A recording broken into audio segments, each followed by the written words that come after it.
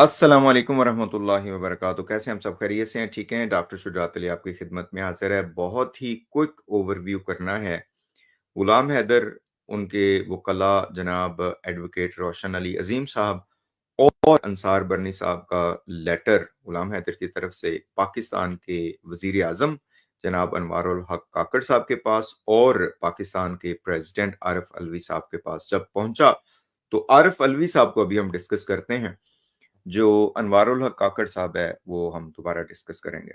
तो जनाब, गुलाम हैदर का मसला आरिफ अलवी साहब की खिदमत में लाया गया, बताया गया उनको कि सीमा हैदर, जो पाकिस्तानी सीमा हैदर, जो एक घरेलू खातून, अनपढ़, जाहिल, जो है वो इंडिया पहुंची और पहले नेपाल गई, वहां पे प्लानिंग करके फिर वापस आई और अपने 4 बच्चों को ले गई और नेपाल तक गई।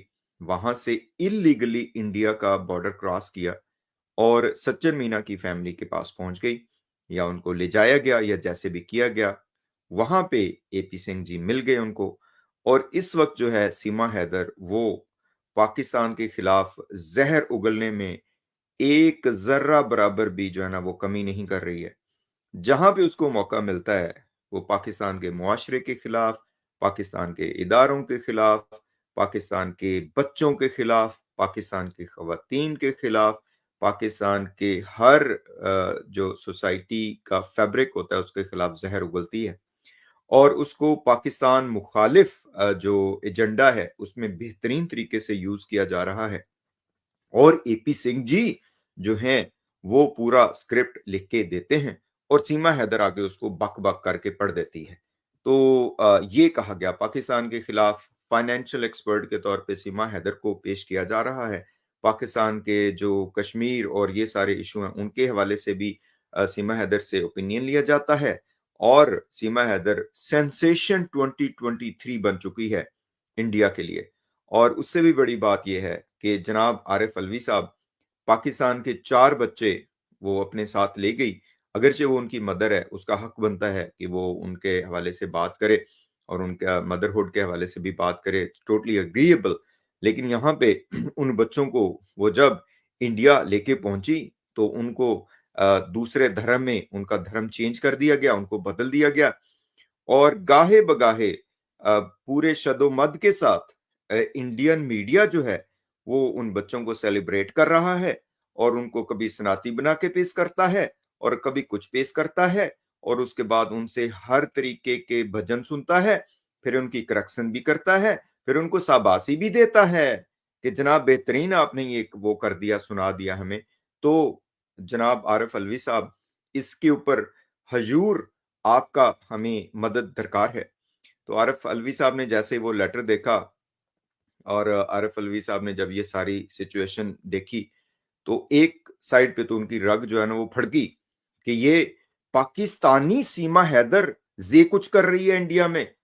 चलो भाई, उन्होंने कोशिश तो की अपनी तरफ से कि जी अपने जो इंटेलिजेंस इदारे हैं उनको बुलाएं, अपने जो फॉरेन अफेयर्स वाले उनको बुलाएं, अपने बाकी लोगों को बुलाएं और आके उनसे पूछें कि ये जो राग आप अलापते रहते हैं कि इंडिया हमारा दुश्मन मुल्क है और वहां से बहुत कुछ हो रहा है, तो जहां पे तो एक पाकिस्तानी खातून को ही आपके खिलाफ इस्तेमाल किया जा रहा और उसके सारे बच्चों को आपने चेंज कर दिया, तो ये तो बहुत बड़ा अलमिया खड़ा हो गया। क्या किया आपने? जैसे ही ये करने वाले थे आरिफ अलवी साहब, फौरन को उनको ख्याल आया कि चुप कर दड़वट जा। ठीक है। वजह क्या कि आरिफ अलवी साहब खुद ही बेचारे जो है ना वो बेचारे बने हुए हैं आजकल। माजरत के साथ मुझे ये अल्फाज कहने पड़ रहे हैं क्योंकि हम तो हकीकत लोगों के सामने रखेंगे ना। आरिफ अलवी साहब खुद ही जो है ना वो बने हुए हैं, कैसे कहते हैं कि ज़ॉम्बी और एक सिंबल हैं बस, और तो कुछ कर नहीं सकते वो। वो राग अलापते हैं इधर-उधर, मज़हबी तबलीग भी करते हैं और लोगों को प्यार, मोहब्बत और पता नहीं क्या-क्या उसकी भी वो करते हैं। कुछ सर्टिफिकेट्स भी इधर-उधर वो करते हैं, कर सकते हैं बहरहाल। लेकिन जब उनको कहा गया कि भई तुहाडे ते हत्थ 'ਚ ही कुछ नहीं, तुसी ते पीटीआई दे सदर हो, ठीक है जी, और इमरान खान वैसे ही ज़ेर-ए-ताब आया हुआ है, शाह महमूद कुरैशी वैसे ही ज़ेर-ए-ताब आया हुआ है, तो इधर आपकी दाल नहीं गलने वाली सदर साहब, तुसी चुप करो ते खामोश हो जाओ। अब तक तो यही नज़र आ रहा है।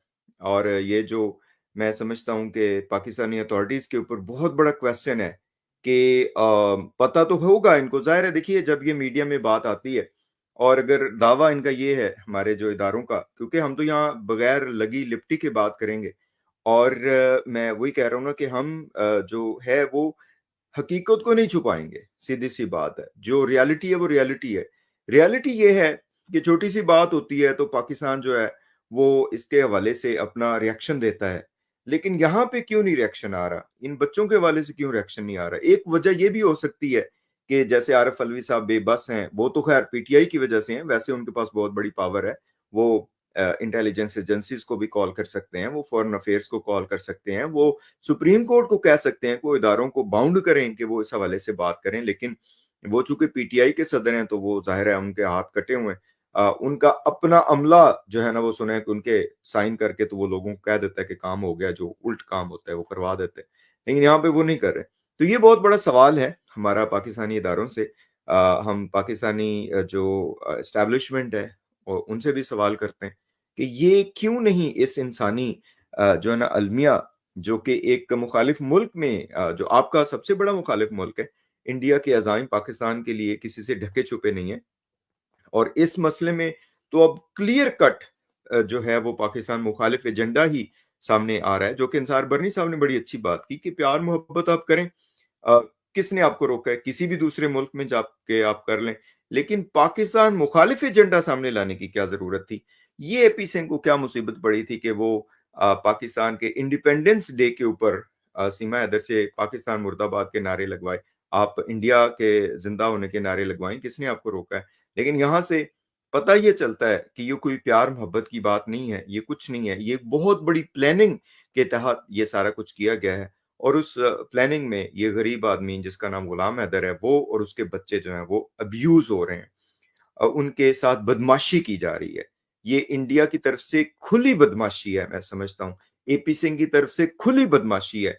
ये लॉज़ की वायलेशन है, ह्यूमैनिटेरियन लॉज़ की वायलेशन है जो एपी सिंह इस वक़्त कर रहा है और जो सीमा हैदर कर रही है और जो इनके साथ वाले कर रहे हैं और जो मीडिया के लोग कर रहे हैं। ये वायलेशन है कि आप इन बच्चों को इस तरीके से उनका धर्म चेंज करवा के, उनसे मीडिया के ऊपर इस तरह के आप जो है ना वो करवाते हैं, मुज़ाहिरे करवाते हैं कि जी वो आके ये करें और वो करें, फलाँ करें, राइट?